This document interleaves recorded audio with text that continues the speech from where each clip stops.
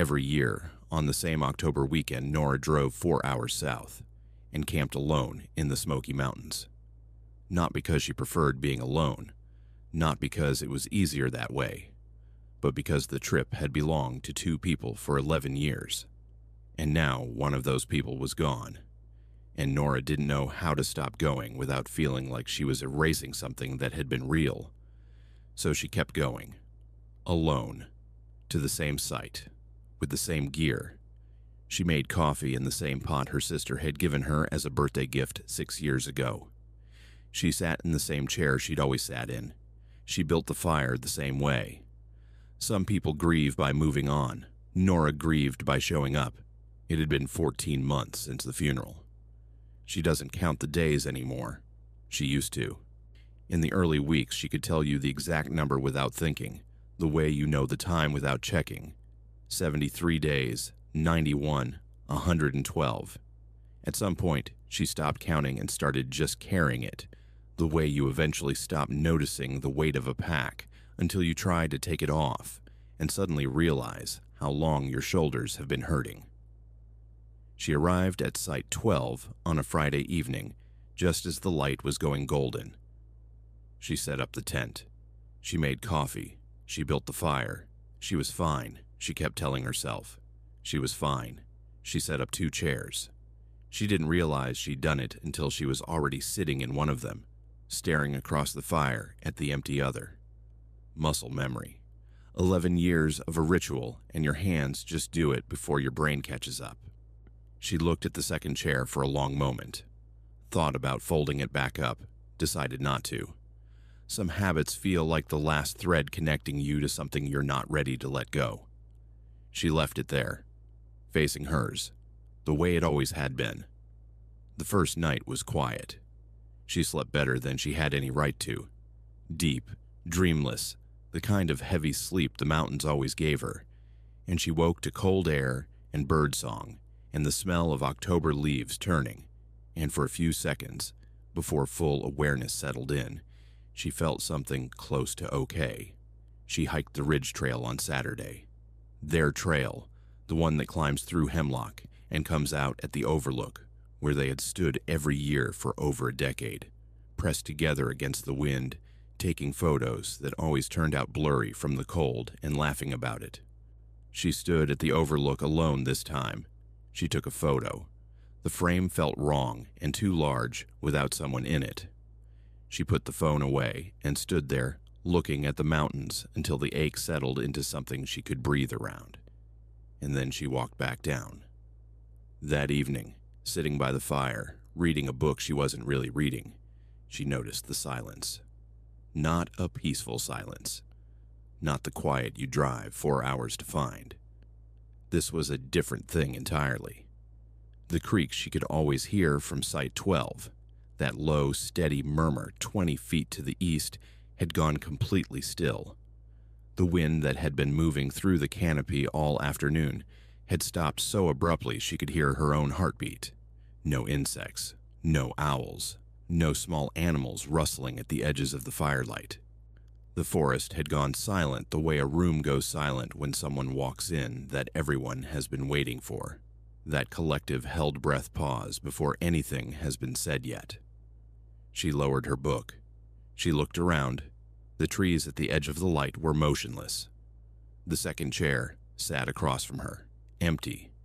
And for just a moment, one full and peculiar moment, it did not look entirely empty at all. She told herself she was tired. She told herself grief plays tricks on perception. Had read that somewhere, one of those books people give you after a loss that you carry around without opening. She put the fire out. She turned on her lantern inside the tent. She lay down. The lantern flickered once, held, then flickered again, twice, fast. She checked the batteries, new ones, installed the morning she'd left home. The light settled and stayed, and she lay in the tent telling herself it was nothing while something quieter and older than reason kept very still inside her chest and waited. She woke at 2 a.m. without knowing why. No sound she could name. No movement. just suddenly awake in the way you sometimes are when something in a space has shifted, and your body knows before your mind does. The lantern had gone out on its own. Through the mesh of the tent, in the blue-gray light of a full moon, she could see the campsite clearly. The fire ring was cold. The camp table sat where she'd left it. The second chair was turned. Not by much, not dramatically, but she had set it up directly across the fire ring from hers, and it was now angled toward the tent, toward where she had been sleeping. She looked at it for a long time. She told herself, wind. Told herself she'd set it up wrong and just not noticed. There was no wind. There was no wind, and she had set up that chair in the same position for 11 years, and she knew exactly what position that was.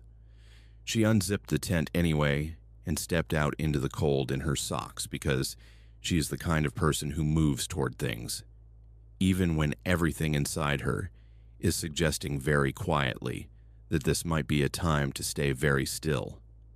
The smell hit her before she'd taken 3 steps.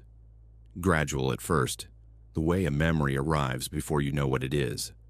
Something familiar at the edges of recognition, and then all at once unmistakable, absolute. Her sister's perfume.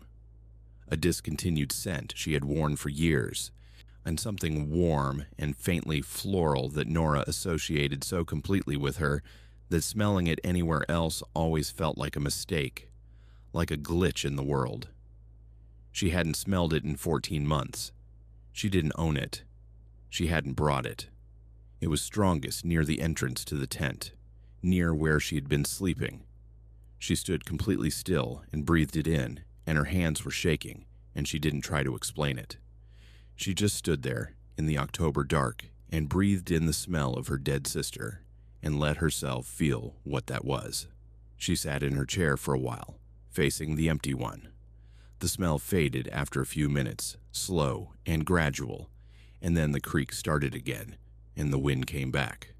And somewhere in the trees, an owl called once and went quiet, and the world rearranged itself back into something recognizable. She sat there until the cold got into her bones, and then she went back inside and lay down and stared at the dark roof of the tent and did not sleep again. At dawn, she got up and made coffee and was standing at the camp table when her phone lit up. Face down, no notifications pending, just lit up on its own, the way it sometimes does when a call comes in. She turned it over. Her camera roll was open. A photograph she had never seen before was filling the screen. Her sister at this campsite, at Site 12, sitting in the second chair. That exact chair, same position, facing the fire ring the way she always sat. The trees behind her were October orange. She was laughing at something just outside the frame, eyes bright and completely unguarded, eye looking more like herself than any photo Nora had taken of her in the last years of her life. The timestamp said October, 3 years ago. The GPS coordinates embedded in the file matched the pin for Site 12 exactly. The file data showed Nora's own phone model and device ID, but Nora had not been to this site with her sister 3 years ago. They had texted that weekend about their parallel solo trips, the running joke they had about going to different forests on the same date. Her sister had been in Virginia. Nora had been here, alone. She had been alone. She sat down on the ground with the phone in her hands and looked at the photo for a long time. She went through every explanation she could build and found the edges of each one, and none of them held. She packed up camp slowly that morning. When she folded the second chair, on her hands found something in the seat fabric before she'd finished closing it. A small resistance, a shape. She reached in and pulled out a piece of paper, small and square, soft at the edges from old rain, but completely readable. Folded once, she unfolded it. 3 words, her sister's handwriting, the particular slant, the way she pressed harder on the first letter of each word, a small habit she'd had since childhood. 3 words that Nora has never repeated to anyone. She says only that they were not frightening, that they were not a warning or a goodbye. that they were something closer to an answer, that whoever wrote them had known the exact question Nora had been carrying inside herself, in silence without speaking it aloud to anyone, for the 14 months since the funeral. She'd never said it out loud, not once. And somehow the answer was already waiting for her, in the fold of a chair at a campsite in the Smoky Mountains, in handwriting she would recognize anywhere in the world. She drove home that afternoon, stopped twice, not from fear. The photograph was gone from her camera roll before she reached the highway. Not moved, not deleted, just gone, as if it had been borrowed for exactly as long as it was needed. She checked every backup and recovery archive she could find over the following weeks. Nothing. It had come, and it had gone, and it had left no trace except inside her. She went back the next October. And the year after that, she still goes. She still takes the same gear, drives the same route, books Site 12. She still makes coffee in the pot her sister gave her. She still builds the fire the same way. She still sets up 2 chairs. Every single time. She's tried not to once or twice, and always ends up doing it anyway, hands moving before the decision is made, the way they always have. She says it doesn't feel like grief anymore when she does it.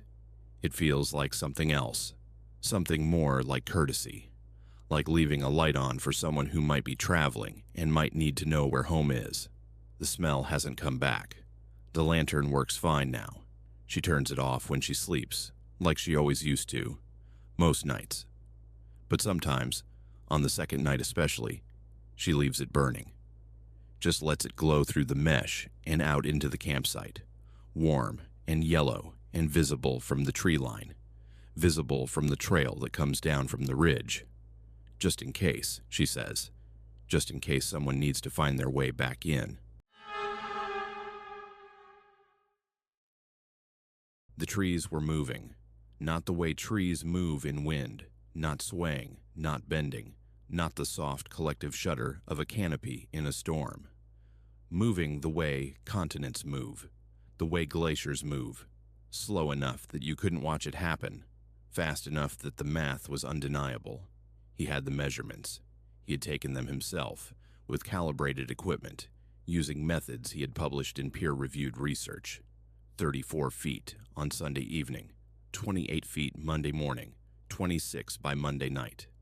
He had staked the ground and run string lines and documented everything, and the numbers kept shrinking, and he could not explain it. And he is a botanist who has spent 6 years studying old-growth forest.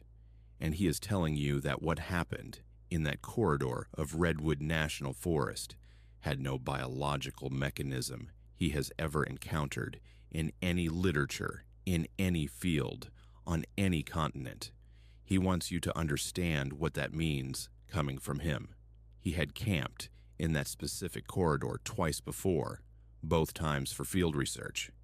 He knew the tree spacing the way a surgeon knows an anatomy, not approximately, but precisely, with documented evidence to support every claim.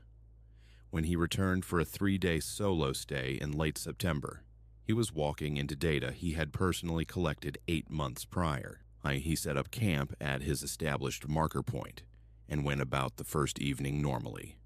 Dinner, notes, the quiet particular to old growth, which is deeper than ordinary forest quiet. Older somehow, more layered, as if the silence itself had been accumulating for centuries alongside the trees. He was sitting outside reviewing his tablet when he looked up at the northern tree line and felt it. Not fear. Not yet. Something quieter and more precise than fear.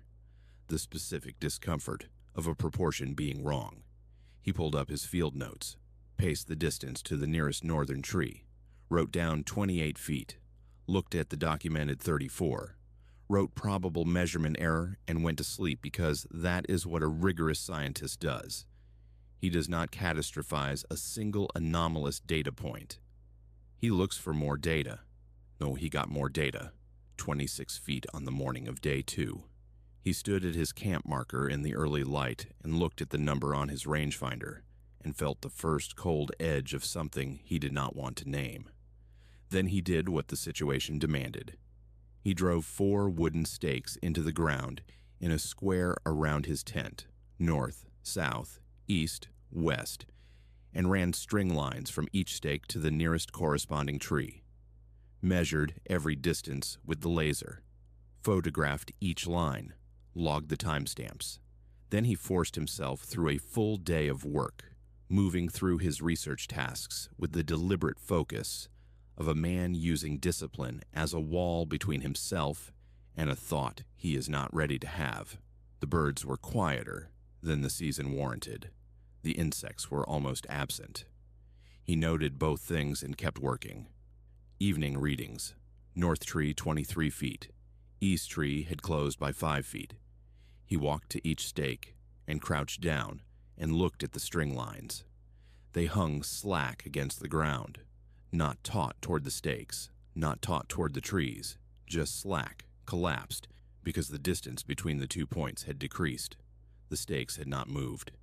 He checked each one individually, pushing against them, testing the soil around the base, solid, unmoved, which meant the trees had crossed the distance, which meant the forest was contracting around him.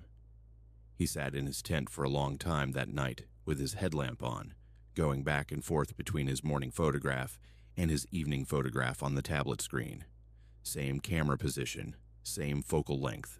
In the morning image, a light came through the canopy in wide, clean columns, the corridor he had always known, open-crowned, generous with sky. In the evening image, the branches had thickened, extended, reached inward over his position. The columns of light were gone. He kept switching between the 2 images, morning and evening, trying to find the lens artifact, or the exposure difference, or the angle shift that would explain what he was seeing. There was no angle shift. He turned his lamp off around midnight and lay in his sleeping bag and listened to the forest. And after a long time, he estimates 2 in the morning, though he had stopped checking his watch, he heard it. He has tried many times to describe the sound accurately, and he says the closest he can get is this. Imagine standing inside something enormous and alive, and that thing is working, not moving dramatically, not making any sound you could record and play back and point to, but working. The way your own body works while you sleep, the low systemic effort of something very large doing what it does continuously, without any concern for whether you are aware of it. He lay completely still and listened to the forest working around him, and he understood, with a certainty that bypassed all his training and went somewhere older and more animal in him, that the working was directional, that it was oriented, that he was the center of it. He did not sleep again. He measured before he did anything else on day 3. He walked to the northern stake in the gray pre-dawn light, raised the rangefinder, took the reading, 14 feet. He lowered the instrument and stood there and did the arithmetic without wanting to. The closure rate had not slowed. By evening, if the pattern held, the nearest trunk would be at his tent wall. He packed in 22 minutes. He has evacuated campsites and wildfires and whiteouts. 22 minutes was the fastest he had ever moved. He walked out without running. He told himself this very deliberately. He kept his breathing controlled and his steps measured, and he did not look back for the first 100 meters, because he understood at some level that looking back was a different kind of decision than not looking back, and he was not ready to make it. When he finally stopped and turned, he was far enough out that he could see the clearing in context, his campsite framed by the trees surrounding it, visible in the early light. He stood and looked at it for 90 seconds. The canopy had closed. The opening he had woken under every morning of his stay, the column of sky above Site 12, was gone. The crowns had knitted together in the space his tent had occupied, branch threading into branch the way hands fold together. Seamless, complete. From where he stood, it did not look like a clearing that had closed. It looked like a forest that had never been interrupted.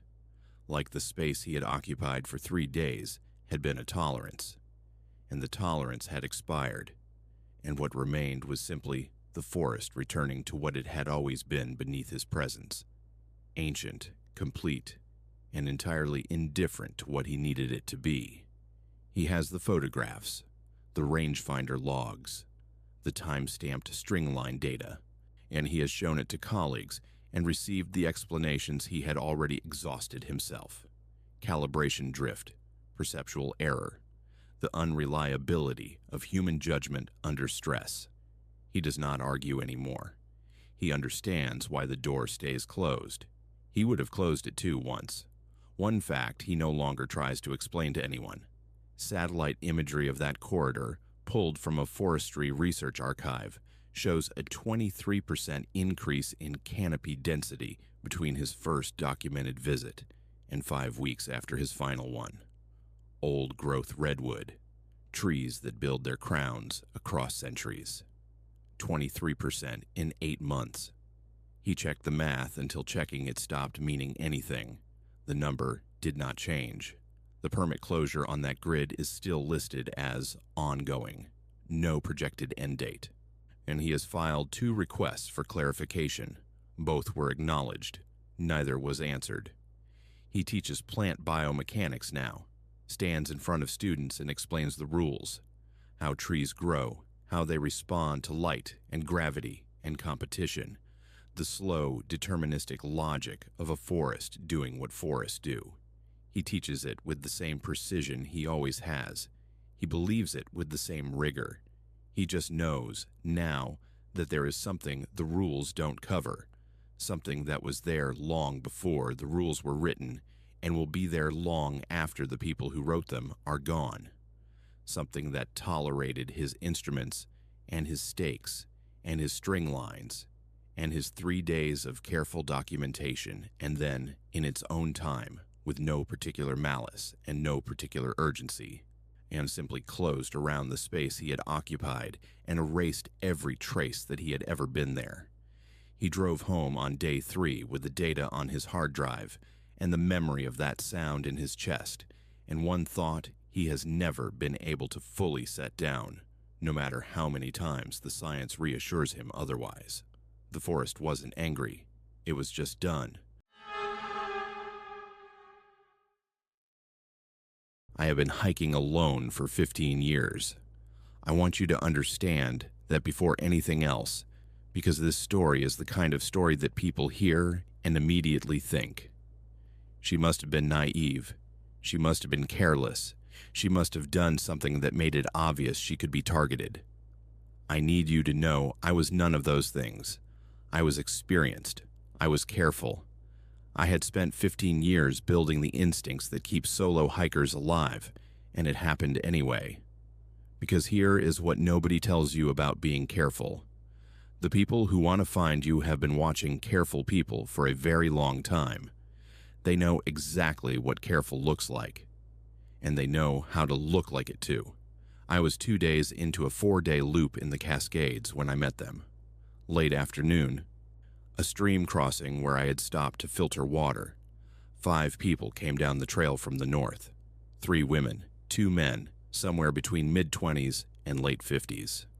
Good gear, relaxed energy, the kind of group that moves through the backcountry like they have done it 100 times, which usually means they have. We exchanged the brief, polite conversation hikers exchange. Weather, mileage, campsites ahead. Normal. The older woman leading the group had this warmth about her that felt completely real. The kind of person who makes you feel in under a minute, like you have already met them somewhere before. She asked where I was camped. I gave a vague answer. I always give a vague answer. She mentioned their group was set up 2 miles north. Said they did a gathering every equinox. Same mountains, same weekend. I had been doing it for years. She called it a seasonal ceremony, then immediately softened it. Said, "It's nothing weird. We just like to mark the turning of things." Said I was welcome to join them for dinner if I was passing that direction. I smiled and said, "Maybe." I had zero intention of going. I made my own camp a 1.5 miles further on, ate alone, and went to sleep. Around 9, I could see their firelight through the trees. I could hear, just barely, what sounded like singing, low and rhythmic, not unpleasant, somewhere between a folk song and something older than a folk song. I noted it and moved on. Slept without any trouble. I broke camp the next morning and kept moving. Around midday, I passed what I assumed was their site. Packed out clean, almost no trace, experienced people. When there was a flat granite boulder in the center of the cleared area, and I almost walked past it without looking, something made me stop. On the surface of the stone, arranged carefully, was a small bundle. Dried plants, a strip of dark cloth, and a carved wooden tag about the size of a playing card. I picked up the tag and turned it over. My name. My full name. First and last. I stood there and read it twice. Then I set it back down exactly where it had been and kept walking, because I am the kind of person who keeps walking while she figures things out. I spent the next 2 hours going through every way they could have known my last name and came up empty every time. Trail permits aren't accessible to other hikers. My pack had no external ID tags. I had removed those years ago, deliberately. I had not told them my last name. I'd barely told them my first. I went back through every second of that conversation at the stream crossing, and there was nothing there, no moment where the information could have passed. There was no clean explanation. There was no version of it that was fine. I reached a trail junction in the mid-afternoon and stopped to check my map. My map lives in the lid pocket of my pack, zippered shut, where I also keep my permit and emergency contact card. I opened it, pulled out the map, unfolded it, and a piece of paper fell out from between the folds. Small, white, folded once. I picked it up and opened it. You were invited. The invitation is still open. Tonight will be the last night we extend it. I stood there at that junction in full afternoon daylight, with birds going about their business in the trees above me, and I felt something go very still inside me. Not panic. Something colder than panic. The understanding that I had been wrong about what kind of situation I was in, and that someone else had known the whole time what kind of situation it actually was. My lid pocket had been closed since the previous afternoon. I had opened it once at a junction 2 miles back to show my permit, then zipped it shut. I had not touched it since. I was sure of this the way you are sure of a habit you have performed thousands of times without thinking, which meant one of them had been behind me at that stream crossing, while I was smiling and saying maybe and filtering my water and feeling completely at ease. One of them had unzipped my pack and put that note inside and zipped it back up. I photographed the note, marked the GPS coordinates. I put it in my hip belt pocket, away from everything else, and then I started moving toward the trailhead, fast and controlled, head down, no wasted energy. 11 miles between me and my car. I put everything I had into covering them. An hour from the exit, I came around a bend, and they were standing in the trail, all 5, facing me. Not like they had just arrived, like they had been waiting. The older woman smiled the exact same smile from the day before, warm and unchanged, like we were picking back up a perfectly pleasant conversation. She said she was glad they'd caught me. Said she hoped I hadn't been unsettled. Said they had a way of doing things that she understood could seem unusual to people who hadn't encountered it before. I didn't stop.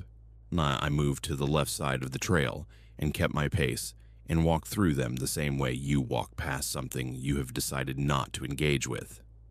She kept talking as I passed.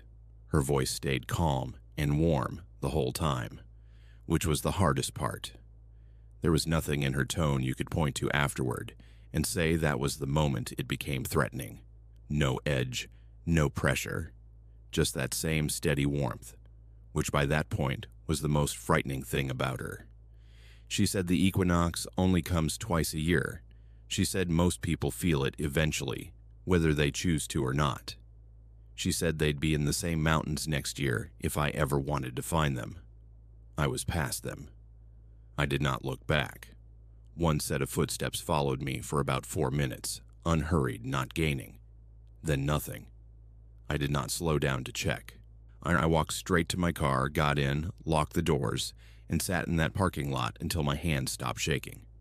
I filed a report at the ranger station, gave them the note, the tag coordinates, both GPS positions. 3 weeks later, a ranger called me back.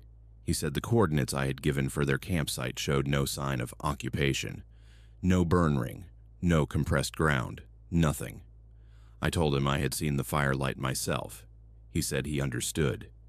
He told me the permit database for that zone on those dates showed no group permit, no cluster of individual permits that matched 5 people traveling together. On paper, no one had been out there that weekend except me. The note was real. I still have it. The wooden tag with my name on it. I left it on that boulder when I walked away. I went back to that trail 6 weeks later to get it as evidence. The boulder was there. The tag was gone. No other trace that the clearing had ever been used by anyone. I still hike alone. I want to be clear about that. I was not going to let it take that from me. But I hike differently now. I'm more aware of what I say to strangers, more aware of what is in my pockets and who is standing behind me when I open them. I vary my routes. I vary my timing, small changes, all of them. The kind you make when something you cannot explain has made itself known to you, and the most honest thing you can do is pay a different kind of attention going forward. But what stays with me most is not the tag, or the note, or the 5 of them waiting in the trail. It is the last thing she said as I walked past her. Not the invitation, not the equinox. The one thing she said quietly, and without any hesitation, like she was simply stating something she had observed many times and found entirely unremarkable.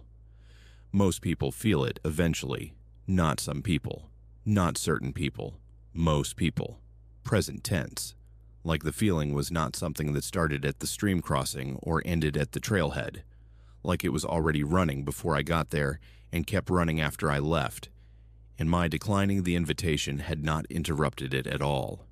Had maybe not even registered as a meaningful event in whatever was actually happening out there in those mountains.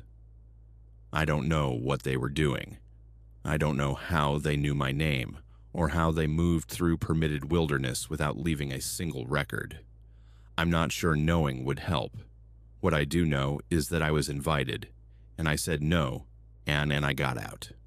And some nights, when October comes around and the season starts turning, I lie awake and I think about that fire through the trees and that low singing I logged and moved past without stopping. And I wonder whether the word no meant to them what it means to me, whether declining something like that is a door that actually closes, whether I said no to being part of something or just to being told about it. I still don't have an answer. I'm not sure I want one.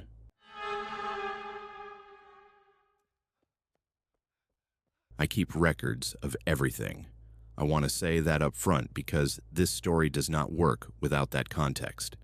I am an accountant by profession and a methodical person by nature, and those two things have always been the same thing for me. I do not lose receipts. I do not forget appointments. I do not misplace days. I have kept a written itinerary on every camping trip I have taken for 11 years. Campsites, departure times, mileage covered, meals cooked, weather conditions, anything I consider worth logging. I bring a physical notebook and I write in it every evening before sleep. My handwriting is consistent. My entries are dated. I am telling you all of this because there is a page in one of those notebooks that I cannot account for, written in my handwriting, describing a day I have no memory of living. I drove up to the Adirondacks on a Friday in early October. Reserved site, 2-night permit, a trail I had done 3 times before, nothing experimental about it. I logged my arrival time, 4:47 in the afternoon, set up camp, made dinner, wrote my evening entry. I remember that entry clearly. I remember the meal I cooked, the temperature drop after sunset. A great blue heron I had watched fishing the pond visible from my site for almost 20 minutes before the light failed. The entry reflects all of it. I read it back afterward many times. It is accurate. It is mine. Saturday I do not remember. Not partially, not hazily, the way a day blurs when nothing remarkable happens and the hours run together. I mean, I have no memory of Saturday at all. I woke Sunday morning feeling slightly off. Not sick, not in pain, just faintly displaced, the way you feel in the first seconds after waking somewhere unfamiliar before your brain catches up with where you are. I assumed fatigue. I made coffee, noticed it was Sunday, and began breaking camp to drive home. It was not until I was loading my pack that I opened my notebook to check my mileage log and found the Saturday entry. Full page, my handwriting, dated correctly. It described a hike I apparently took to a viewpoint 4 miles north, the lunch I ate there, my return to camp in the early afternoon, the book I read by the fire in the evening. Specific details. Trail conditions. A section of boardwalk over a wet area. The particular quality of light on the water at the viewpoint. The kind of details that do not come from imagination. The kind that come from being somewhere and paying attention. I had no memory of any of it. I stood at my campsite in the Sunday morning cold, holding my own notebook and reading a day of my life that I could not find anywhere inside me. I went through it line by line, looking for something that felt familiar, some thread of recognition I could pull on. Nothing. The day existed on paper and nowhere else. I checked my phone. There was a photograph in my camera roll taken at 11:14 Saturday morning, geotagged at the viewpoint described in the entry. I am in the photograph. It is clearly me, same jacket, same pack, standing at an overlook I have since confirmed exists exactly where the entry places it. I do not remember taking that photograph. I do not remember standing there. I checked my boots. Mud consistent with the trail described, unextending well past what Friday's short walk from the parking lot would account for.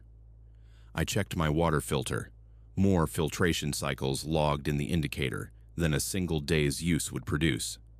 My food bag was lighter than it should have been if I had only eaten 1 day of meals. Every physical piece of evidence confirmed a normal Saturday. My mind had nothing. Then I found the tent. I'd pitched it Friday evening in a specific orientation. I always do, positioning the door toward the east so morning light wakes me naturally. It is not a conscious decision anymore, just a habit so embedded I perform it without thinking. Sunday morning, the tent was facing 15 degrees off from where I had put it. Same stakes, same footprint in the compressed grass, but rotated. Slightly, deliberately. The kind of adjustment you make if you take a tent down and repitch it, and you are close, but not exact. I stood looking at it for a long time. I had not repitched my tent. I had no memory of doing so. But then I had no memory of Saturday at all, so the absence of that specific memory told me nothing I did not already know. I called my emergency contact from the trail on the way out. She had received a check-in text from me Saturday evening at 7 o'clock. I had not sent it. I was certain of this with the same certainty I had about the tent, about the lid pocket, about all the habits so deeply worn into me that their absence would register immediately. She read the message back to me over the phone. It was the kind of text I always send. Brief, location confirmed, all fine, talk Sunday. The information was correct. The phrasing was almost right, but there was something in it I could not immediately name, a register slightly off from my own, the way a very good impression of someone sounds like them 90% of the way and then catches somewhere in the remaining 10. I asked her if it sounded like me. She said yes. I said, read it again. Long pause. She said, it sounds like you, but a little easier, maybe. I asked what she meant by easier. She said she wasn't sure. She said it sounded like me in a good mood. I told her I didn't remember being in any mood at all. I went to urgent care that evening. Full workup, neurological screen, blood work, carbon monoxide panel, clear across everything. No elevated CO in my bloodstream. No evidence of seizure activity. No signs consistent with a dissociative episode, no concussion markers. The doctor I saw was thorough and took me seriously, and at the end of it, had nothing to offer me except the phrase, "within normal limits," repeated in several different ways. I pushed. I asked specifically about the possibility of a spontaneous dissociative episode in someone with no prior history, no predisposing conditions, no trauma background. He said it was possible. I asked him how likely. He said uncommon. I asked for a number. He said he couldn't give me one responsibly. I told him I worked with numbers for a living, and uncommon was not useful to me. He said, "Rare then." I said, "Rare as in 1 in 1,000, or rare as in 1 in 1,000,000. He looked at me for a moment and said he thought I should follow up with someone who specialized in this area. I followed up. The specialist I saw over the following weeks was thorough. She found nothing. No dissociative disorder, no depersonalization history, no indication that my mind had any prior pattern of doing what it apparently did that Saturday.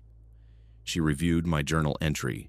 She said the handwriting was consistent with my other entries, and that it was entirely possible to produce coherent, detailed written content during certain dissociative states and retain no conscious memory of it afterward. I asked her what had caused it. She said she could not determine that without more information. I asked what more information would look like. She said, "Did anything unusual happen in the days before the trip?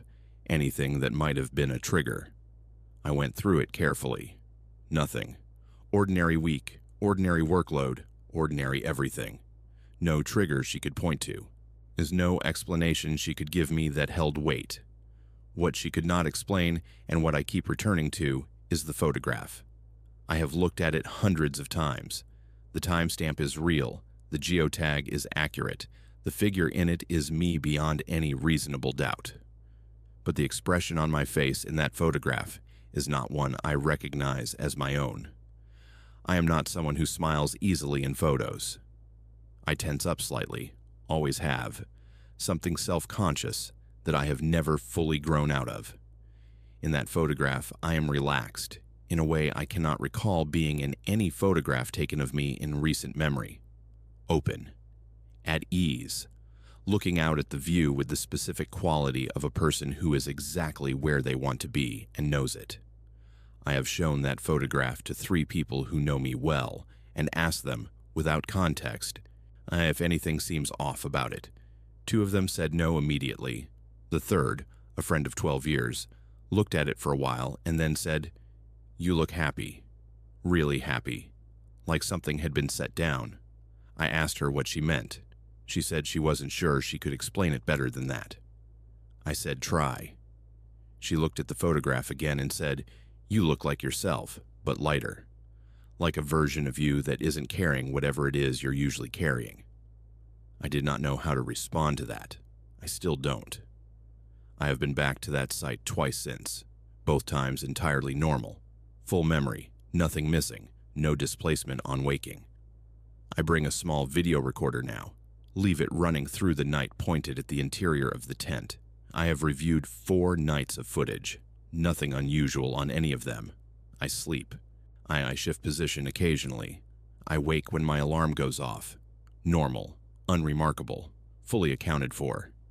There is a 5th recording, from the original trip, from that Saturday night. The file is there in my archive. 8 hours and 43 minutes long, correctly time-stamped, file size consistent with a full night of recording. I have opened it 4 times.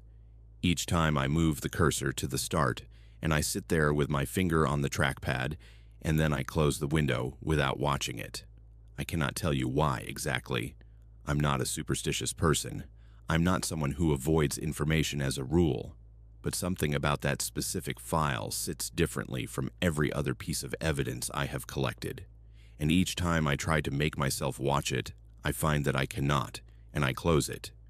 And I sit quietly for a while before I do anything else. I think what stops me is this. Everything else I found that weekend confirmed that Saturday happened and that I was present for it. The boots, the filter, the food bag, The photograph, the journal entry, the text message. All of it says I was there. All of it says the day was normal. All of it says that whatever was moving through that campsite on Saturday, doing the things I apparently did, was functioning well enough that no one who encountered any trace of it, including the emergency contact who knows me better than almost anyone, noticed that something was wrong. And I suppose what I am not ready to confirm, sitting alone in my apartment with that file closed on my screen, is whether the thing that was there on Saturday was me. I grew up in Alaska. That is not a small thing when it comes to this story. I am not someone who panics in the backcountry. I am not someone who mistakes a branch for a threat or lies awake at every unfamiliar sound. I have been in the field with brown bears at close range more times than I can count. I have encountered moose in thick brush, wolves on open ground, once a black bear inside a wall tent that I had to back out of slowly, with my heart doing something extraordinary while my face did nothing at all. I understand animal behavior well enough to manage those encounters without losing myself in them. I know what wild things do and why they do it, and how to read the difference between curious and dangerous, between territorial and afraid. That knowledge has kept me safe for years in some of the most remote terrain in North America. What I encountered on that trip did not behave like an animal. It behaved like something that had been watching animals for a long time, and had gotten very good at the imitation, but had not quite closed the last distance between mimicry and the real thing. And it was that distance, that small, specific gap between almost right and actually right, that told me what I was dealing with before I had language for what I was dealing with. The trip was 8 days, kayak and camp, remote coastline in the Tongass that has no road access and no other scheduled traffic that time of year. I had done this route twice before. I knew it well enough to feel comfortable alone on it, which in the Tongass means something. That forest does not give comfort cheaply. The first 4 days were straightforward. Good weather, good fishing, the kind of deep systemic quiet that only comes in places where humans are genuinely rare. I saw a sign of bear on day 2, nothing alarming. Day 3, I watched a pod of orcas work a kelp line from my kayak for almost an hour. It was the kind of trip that reminds you why you do it. Day 5 morning, I found the tracks. They were in the soft ground between my food cache and the water line, and I almost walked past them before something in my peripheral vision snagged and pulled me back. Bipedal. Clear toe impressions, heel impressions, the weight distribution of something that walks upright. I crouched down and looked at them properly, and my first thought was human. And then I looked more carefully, and my first thought revised itself into something less comfortable. The stride length varied between 26 and 41 inches within the same continuous trail across flat, even ground. No animal I know of produces that kind of stride variation on a level surface. A human walking normally does not either. The variation suggested either something wrong with the gait or something deliberately irregular about it, like a pattern being approximated rather than embodied. I photographed everything, measured the impressions with my field tape, wrote it up in my log. Then I told myself I had misread the ground, moved my camp 2 miles up the coast, and went about my day with the specific focused attention of someone who has decided not to think about something yet. Night 5, new camp, around 11 in the evening. The light was still dim rather than fully dark. Late summer in southeast Alaska, and the sky holds on to the day for a long time. I was sitting outside the tent drinking tea when I saw it at the tree line. Upright. Approximately 6.5 feet tall based on the spruce it was standing beside, a tree I knew from prior surveys to be just over 30 feet. It was motionless. I have seen bears upright many times. They do it to raise their nose, get more scent information, and there is an effort to it, a forward lean, a visible engagement of muscle. This was different. The posture was neutral, vertical and relaxed, the way a person stands while waiting for something, with no weight in it, no tension, no indication that holding that position required anything at all. I reached slowly for my bear spray. Its head moved, not a flinch, not a startled response, not the reactive motion of an animal that has noticed a threat. A smooth, deliberate turn, tracking my hand as I reached. The head movement was too fluid. Mammals have a particular quality of motion that comes from the way muscle attaches to bone.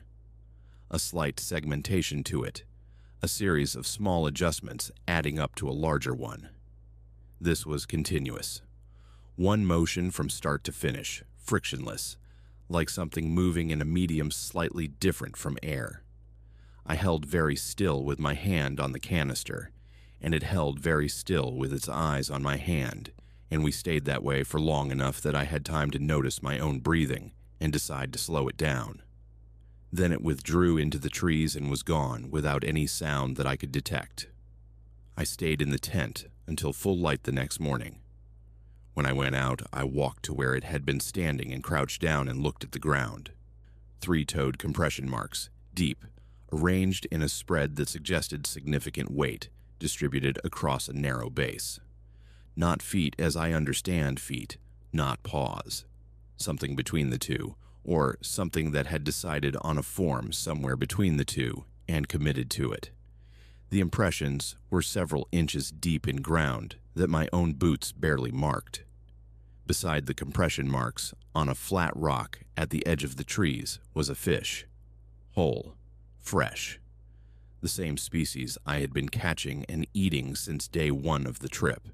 It was laid on the rock the way you set something down with intention, not dropped, not left carelessly, but placed, oriented, the way a person puts a plate on a table. I stood looking at it for a long time. It had watched me fish, over multiple days, from wherever it had been in those trees, and had observed me catching fish and eating them. It had identified the fish as something I wanted. And then it had gotten one and brought it to me and left it somewhere I would find it. I thought about the stride variation in those first tracks, that irregular gait on flat ground. And I thought about the head movement the night before, that smooth, continuous tracking motion. And I thought about the fish on the rock.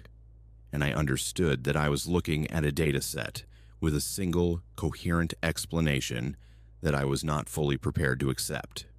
It was learning, actively, methodically, with apparent purpose. It was collecting information about me and converting that information into behavior. It had watched me long enough to identify what I ate, and it had used that information to do something with what I can only describe as strategic intent.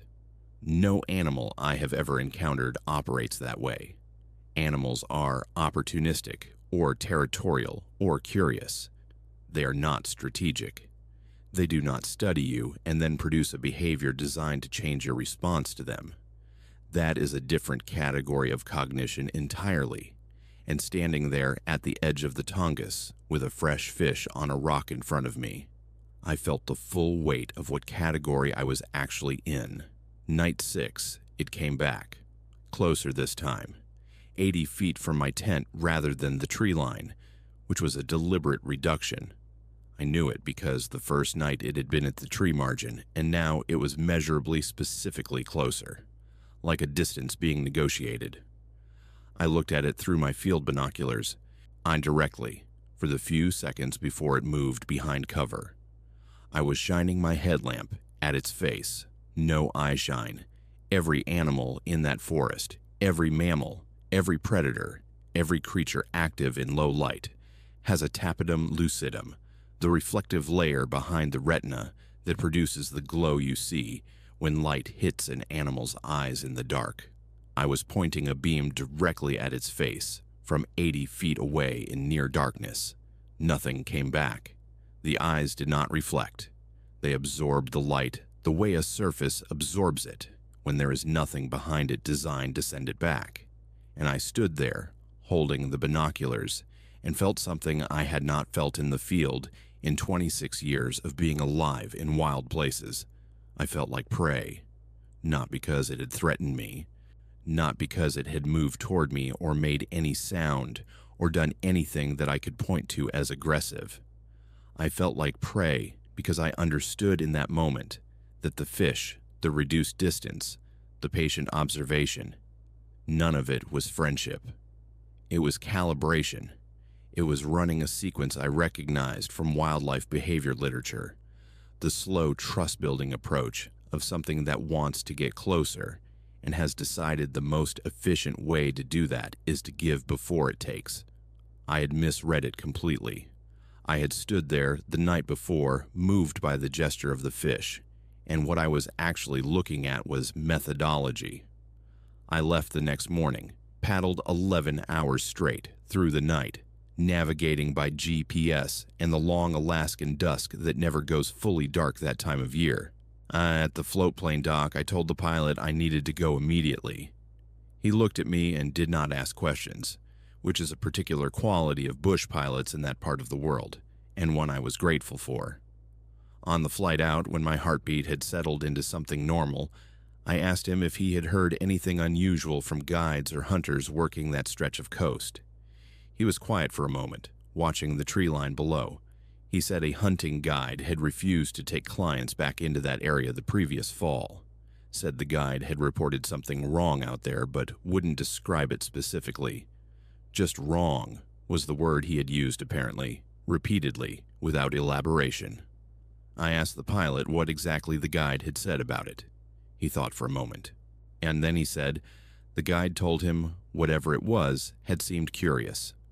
I looked out the window at the Tongass spreading out beneath us, all that dark, unbroken canopy running to the horizon in every direction, and I thought about what curious means when the thing that is curious about you is also patient enough to spend days studying your habits before it makes a move, intelligent enough to understand the function of a gift, and careful enough to close the distance by exactly the right amount each night, so you do not run before it is ready for you to run. I go back every summer. I have not seen it again. I leave a fish on a flat rock on the first night. Every time. Same way it left them for me. I tell myself it is habit, or superstition, or some vestigial politeness I cannot explain. But the honest answer, the one I come back to when I stop dressing it up, is simpler than that. Whatever is out there learned something about me that summer, and somewhere in those 8 days, without meaning to, I learned something about it too. And leaving that fish on that rock is the only way I know to acknowledge that. The only gesture I have that sits somewhere between, I know you are there, and please don't come any closer. So far, that has been enough. I hope it stays that way.